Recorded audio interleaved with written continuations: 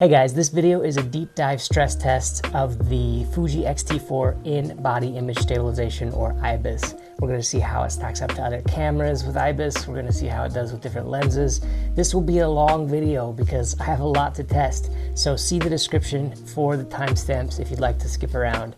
As an important part of the test of the IBIS of the X-T4, I've been doing something that I haven't done for a long time. I've been documenting a project from the first-person perspective with the camera pointed toward myself. It's a revolutionary new concept known as vlogging. I know that you guys don't really like vlogging, but for this format, for what we want to do, it seems right, and so that's what we're gonna do. And the reason that format makes sense for this video is because we are gonna put the X-T4 through its paces when it comes to IBIS. Of course, the X-T4 isn't the first Fuji camera to have IBIS, but it's supposed to be the latest and greatest. There have been a lot of claims by Fuji about how well this does, and like many of you, my expectations are pretty high. I'm actually going to do a project that I've been meaning to work on for some time. Two birds with one stone. So let's start things out with how the X-T4 does vlogging with the 16-55 2.8 lens. For these shots, I'm really relying on IBIS only, not digital image stabilization at all. This is one of Fuji's best lenses, in my opinion, zoom lenses in particular. And this lens, I use it for a lot of things, and I really like it for videography, but not handheld because it's not stabilized. And so I've never usually used it for this purpose. So for right now, I'm actually holding the camera by the lens. Normally, if I am gonna vlog or do handheld videography and I need some stabilization, I'll use this lens right here I have on my X-T3. This is the 16-80, and we'll compare these in a minute. Now, it's documented really well how the various lenses that we'll be looking at work on the Fuji X-T4 when it comes to photography and IBIS. We know how many extra stops we're gonna get from stills, but that doesn't provide the whole story when it comes to videography. So for me, there's just no other way to find out than just to use it in real-world scenarios. I've got all of my stuff off of this wall back here. Take everything off these walls because I'm ripping this shelf out, all this shelving stuff. And the first project is to get rid of all of this soundproofing stuff that it doesn't stay up anyway, and it's just been nothing but frustration. These metal shelves were actually well, yeah, this stuff's falling down all over the place. They were a project I did a couple years ago when we first moved into this home, and the idea was that this would hold this would kind of display all my gear. The idea was to keep that nice and organized and have this really pleasant backdrop for the YouTube videos. And the reason that never worked very well was because I go through stuff, right? I change my camera bodies a lot because I'm always testing stuff and always reviewing stuff for you guys and for myself. And it's not a good idea to leave gear like that out all the time to just accumulate dust. It gets in lenses, it gets in camera bodies, and it's not good. In the meantime, I'm gonna set up something new back here, a new and award-winning YouTube backdrop. It's gonna blow your minds. Not really. So overall, pretty good. In a bit, we will start comparing side by side, but the 16-55 is an important zoom lens, and there have been many times that I would have used it for videography if only I had had some sort of built-in stabilization going. With the X-T4, we now have that option with decent results. There's just one little problem. My arm is getting tired. This is a heavy lens. The X-T4, it's a little bit bigger than the X-T3, and my arm's tired. So let's switch it out to a different lens and see how it does. So right there at the end, you can see one of the byproducts of having a stabilized sensor. There's this sort of whip type motion you get when you move the camera quickly sometimes, where the sensor is racing to catch up to your movement. Sometimes it's a little errant and it just sort of wanders on its own, I've noticed, every so often. So keep an eye on that as we continue on. The next lens I went with was the 16mm 1.4, though I didn't realize at the time that my mic wasn't properly plugged in because I'm a crappy vlogger. So you get a voiceover and an attempt to remember what I was saying. Something about the 16mm 1.4 being my favorite lens of the Fuji lens lineup, and one I'd really love to use for vlogging due to that 1.4 shallow aperture, which can sometimes be nice. But the main issue with this lens when it comes to handheld run and gun is the fact that it's so loud when it focuses, something you would be hearing in this footage right now if I knew what I was doing. But you know, if it weren't for those audio issues, this lens really could be incredible. It gives a great look, but there's another 16mm lens we should look at for comparison. Okay, so now we've got the really tiny, really small, really high performing, quiet focusing 16mm 2.8 prime lens. I really think this is probably going to be one of my favorite lenses for vlogging, but we'll see how it does. The other benefit of this lens is that it's actually slightly wider than the 16mm 1.4 as far as angle of view. It gives you just a bit more room to breathe, which could be nice if you've got the camera facing yourself. Next step is to remove these beasts of panels. As soon as I get my son woken up, he's still asleep, and as soon as I can deattach this little girl who is attached to me currently. But really, when it comes to handheld vlogging with video, I think I would prefer the 16mm 2.8 to the 16-1.4. I can't really tell a difference in stabilization, but it's wider and it's quieter with the focus. And on a weak, muscled dude like me, this is definitely the way to go. So now we have this interesting lens here. This is the 16-80 f4. In a previous lens test, I determined that this lens is actually Fuji's best lens when it comes to image stabilized lenses in video. It has stabilization built in. Now I know a lot of you have this notion that a lens like this already stabilized will combine forces when it's mounted on the X-T4 for super powered stabilization, and that is something we've got to test because that's not always the case. Oftentimes OIS, when combined with IBIS, lens stabilized and the body stabilized, when combined, sometimes they fight against each other and you actually don't get as much stability that you would expect. And that is the case with photography on Fuji X cameras. The X-T4 does better in general with many of the primes than it will with some of the lenses that have built-in OIS. But let's see if that goes for video too. So from this footage, it appears that maybe the IBIS and the OIS might be fighting with each other a little bit. It's kind of hard to tell, let's be honest. So we need to go to more of a scientific test. But beyond that, it just struggles when zooming. Everything sort of goes, or zoom out quickly, everything sort of goes out of focus for a second. And that's what makes this not a great vlogging lens. It'll be easier to see here when I show you this sawhorse package. You can see when I zoom in and out, that kind of goes out of focus. Anyway, so this pile of wood, we're gonna make some art with it. So first thing is get this wood cut to size on the sawhorse there. And I am not a woodworker, so it's be very vulnerable for me to be doing this project in front of you all. So now we're going to do a side-by-side comparison of the X-T4 with the X-H1, both with 16mm lenses on them. This will give us a chance to compare the stabilization of the X-T4 and the X-H1 side by side. And for this comparison, I need to take a moment to thank our friends at KEH for helping us with this. For the rest of this video, we're going to be doing a bunch of side-by-sides, and this would not have been possible without KEH to send us some gear for us to test with.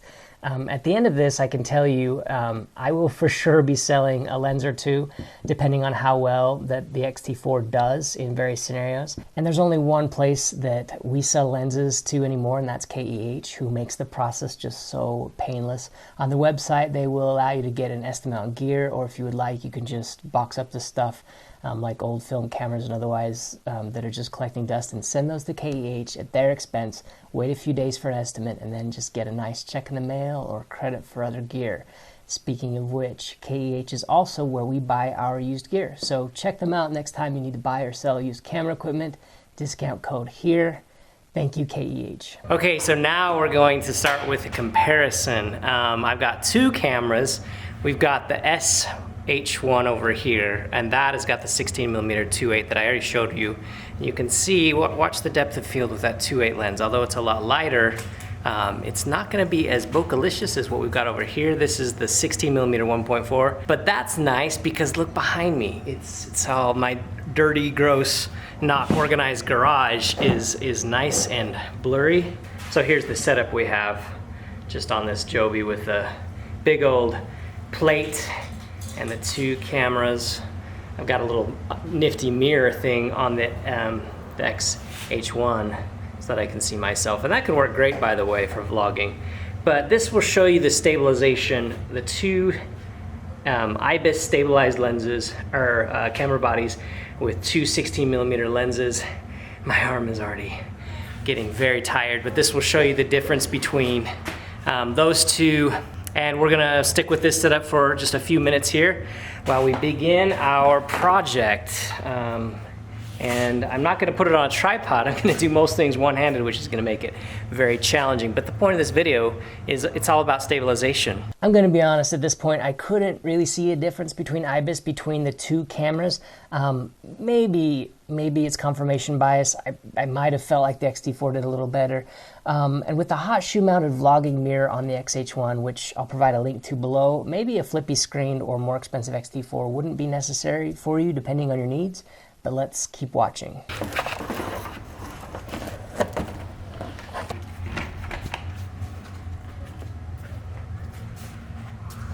Ready? Okay, you drop your end first. Okay. What are you guys making? Oh. Lift it up. Now put it down. You okay, Luce? Yeah. Alrighty. Time to cut some plywood. Now it's time to see how a 9-year-old, 10-year-old in 6 days does holding these. How steady, how stable will the IBIS be?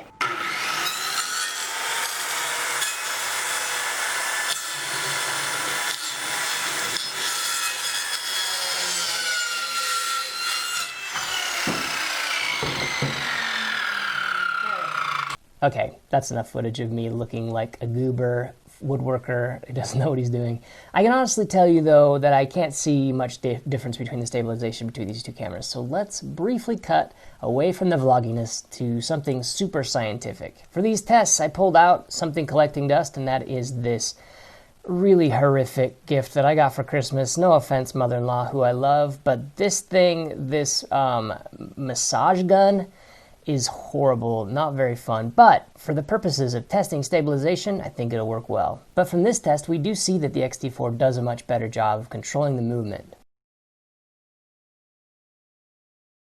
All right, that was fun, but it's time to try something new. And this time we've got a heavier setup. We have, on the X-T4, this time we have the 16-55 2.8 beast of a lens. And then over here on the X-T3, we've got the 16-80 f4 stabilized. So we have in-body image stabilization versus the OIS, the optical image stabilization in the lens. So we'll see. You guys can see, you can compare. This is probably, for me, this is probably the most important test so far, and for many of you as well, probably, who are wondering what kind of stabilization you can get on Fuji IBIS versus OIS. Alex wants to show us a wheelie, so let's look at that really fast. Let's see it.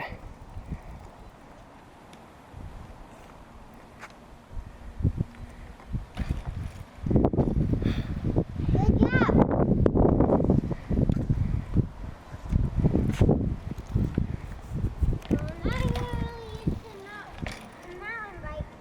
Pretty good, Alex.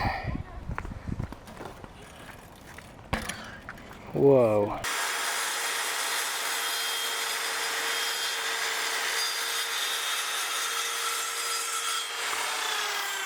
Comparing the OIS of the X-T3 or lens with OIS on the X-T3 to the IBIS of the X-T4, it appears to me not all that surprising that the IBIS of the X-T4 has the advantage. Though I want to stress that it appears pretty slight in the footage, but just to be a bit more scientific, let's go ahead and put these bodies through the gauntlet of our massage gun test. And from these tests, we confirm that the X-T4 has a clear advantage. All right, friends.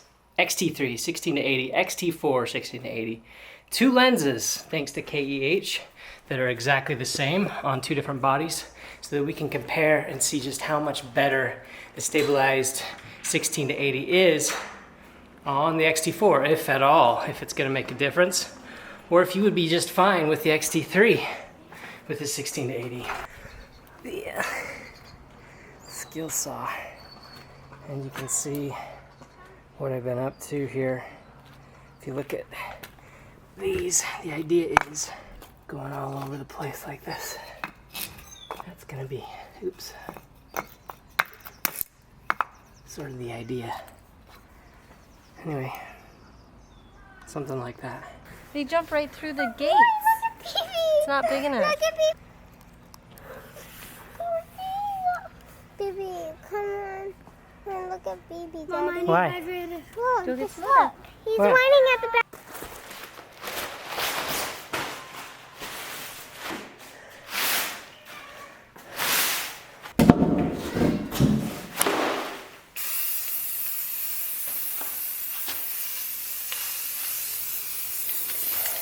So just to really show the difference, here is that massage gun test again with the same lens, the 16 to 80 f4 on the X-T3 and the X-T4. And from this test, at least, it appears that the OIS of the lens and the IBIS of the body are not fighting against each other, but working together in harmony more than I thought they would. So just to push it a little further, let's compare the X-T4 with the OIS lens and a non-OIS lens, but at least with the consistent movement of the massage gun on the tripod, the X-T4 does seem to be the best when an OIS lens is attached, at least when the 16 to 80 f4 OIS lens is attached. Now we've got the non-stabilized 16 to 55 2.8. Now these are going to be better because they provide a little bit more depth of field in the background, of course, than the f4 when shooting wide open. Right now it's just an auto aperture though, but you sacrifice obviously that stability. Now I think you're going to find a big difference here with the X-T3 on the left.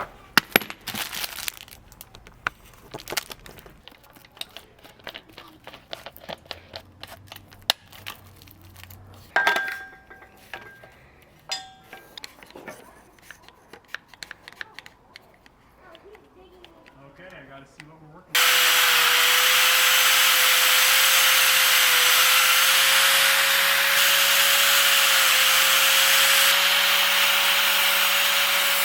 As expected, the X-T4 performs better here, though not as substantially as I thought it would, and the massage gun test does reflect that also better, but not as much as I honestly expected. Now we're gonna do another cool test. I'm gonna switch the X-T3 for the X-H1, and we're gonna put, I have a Zeiss 12 millimeter 2.8, and KEH sent me another one. So we're gonna compare the stabilization on the X-H1 to the X-T4 with the same lens, which I actually think this is gonna be a really great vlogging lens. I've now enabled digital image stabilization on the X-T4 as well. So it's got IBIS and DIS, D-I-S, digital image stabilization here, whereas the X-H1 is not off for that, at least not yet. Hopefully, you know, they'll do that eventually with a firmware upgrade. Okay, so 70 inches. It's about, this is really hard to do one-handed.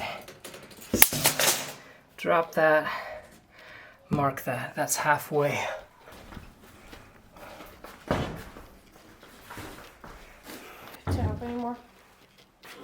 Let's see here. Do I need to help anymore? It's about where to go. So I'm gonna do one more here. I got it spray painted ready to put in, but I've got to make room for, I've got to do a cutout for the light switch. First of all, I got to cut it out of the plywood, a little hole for it. So let's measure it up. Let's see where it's going to be.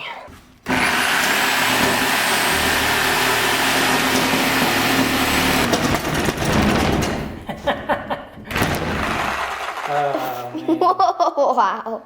That's about hack job.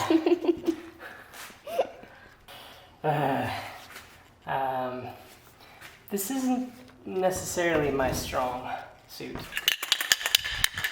see if I can eke out a little bit more of this spray paint here. Have you ever seen such beautiful craftsmanship? I doubt it. Now, the interesting thing here is that with the X-H1 in 4K, you get a slight crop, whereas there is no crop with the X-T4 in 4K. However, when you enable digital image stabilization on the X-T4, you do get a crop, so it equals out that they're pretty similar when you compare them.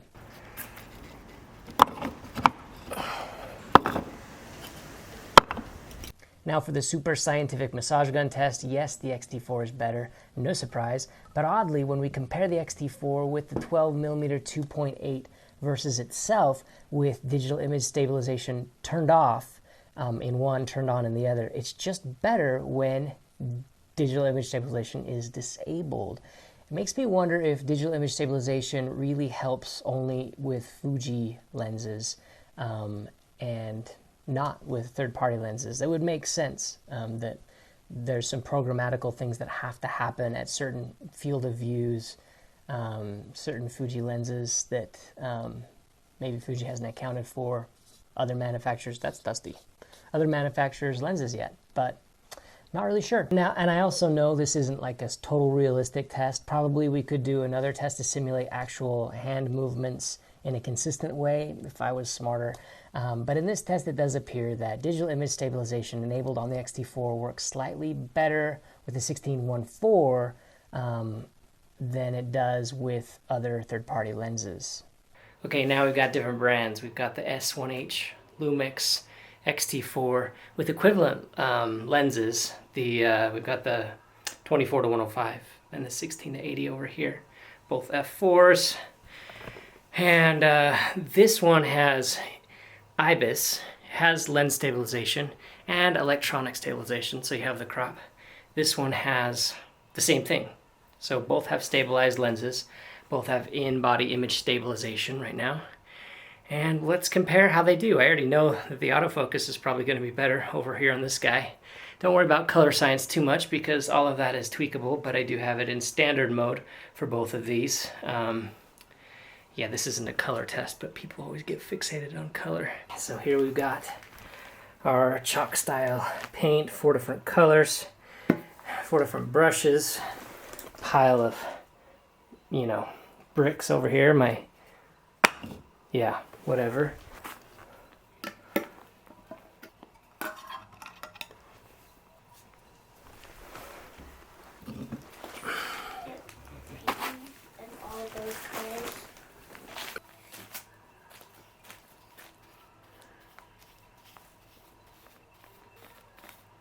What did you do just barely? Green? Okay, that's good.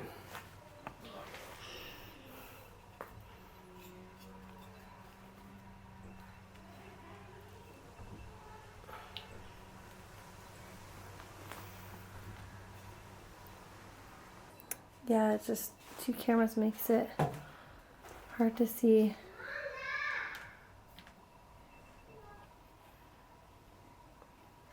So this is a bit of a perplexing situation because I feel like the 16-80 f4, it did okay, and I have the wrong one here. It did okay on the X-T4, but not as well as I thought. I thought that they were competing a little bit in a real-world scenario, but when you put it on the tripod and did that scientific massage gun test, it was significantly better. Not only a little, but a lot better than any other situation. So I thought that was interesting.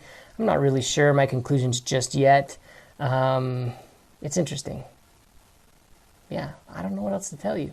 It probably depends on how you're using it. In some cases, that 16-80 f4 might just be your best solution for vlogging. In others, maybe it's not. Maybe it is going to be one of the primes. Not sure. So this final setup that we've got here is 24mm lenses on the S1H and the X-T4 prime lenses. So no OIS, all we've got is IBIS, digital image stabilization on both cameras, and let's see how they compare. As you can see, even though the vlog I'm doing here is almost done, this project is far from being done. And part of the problem was that I decided it would be a good idea to put this plywood up first and glue these blocks to the plywood, which was a really bad idea. I don't know what I was thinking. And not that it's not possible. As you can see, I've got 3 more columns started here, and I've got them just something that they're resting on while they dry. There's enough tension, you know, among all the bricks that it will dry fine. It doesn't need to be clamped, but it just takes a long time because I can't do very many sections at once. I can't go through and just glue everything at once. So it will be a number of weeks before this project is concluded. But how is this working for you guys? How is the stabilization? Maybe we'll do a scientific test on these 2 and then call it a day.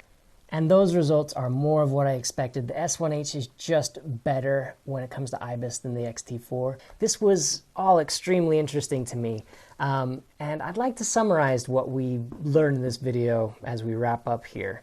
I think we can all agree I should not quit my day job when it comes to taking up a profession as a woodworker anytime soon, or a vlogger. My strengths definitely lie elsewhere. Number 2 lesson learned, Fuji's digital image stabilization seems to only work well with native lenses. This is still just a theory, as I haven't tested with enough third-party lenses yet, but the data seems to indicate that might be the case.